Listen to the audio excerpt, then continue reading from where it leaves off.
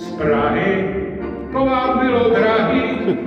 Měl jsem holku z Brna, byla velice opatrná a tak dále, vlastně blbosti. Já jsem si nechal tady pořadatelí dnešního večera poslat seznam firem, který tady dneska sedí. Mám vás tady 16. Možná, že některého jsem přehlídl nebo zapomněl, ale každopádně můžu vám říci, že některé ty vaše názvy se nedají zrýmovat. Kdo to vymýšlel? Já jsem nervy z toho měl, hodinu jsem pracoval, ale mám to. To znamená, že teď budu mít holku vždycky z té firmy, ale prosím vás, neberte to doslova o 16 firem, 16 papů, to se nedá. Jo? Roberte, dej to pomalu a dáme si to kluci schlípit, protože vidíš, že to jsou naši lidi.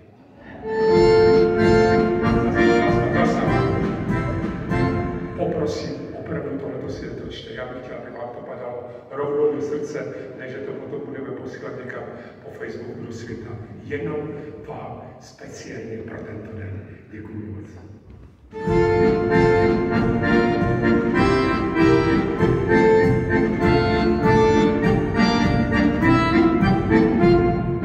Měl jsem holku z Vítkovic, řval jsem na ní Jitkovic. Měl jsem holku z Holdingu, ta jsem prála jak v ringu. Měl jsem holku z Milvetu, v černém sexy korzetu. Měl jsem holku z Baní, furt jsem běhal za ní.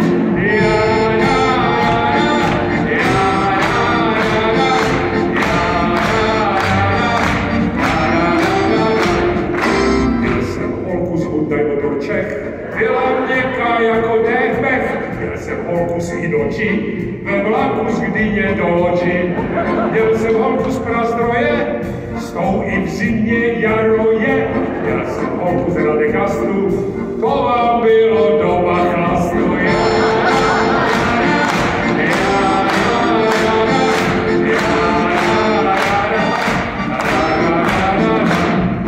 Měl jsem holku z Evry, zhodila mi servery. Měl jsem holku z HR bez systému, ta mi dala úplně každému. Měl jsem holku z Kofoly, ta baví fenefolí. Měl jsem holku z ČSOB, do dneška mi z ruky zobe.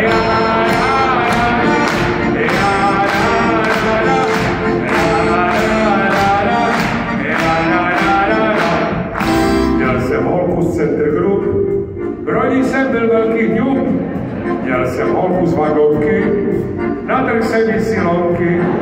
Měl jsem holku z Moravskoslezské radnice, prvotřídní zadnice. Měl jsem holku z Moravskoslezského kraje, ta je chlapi, ta je.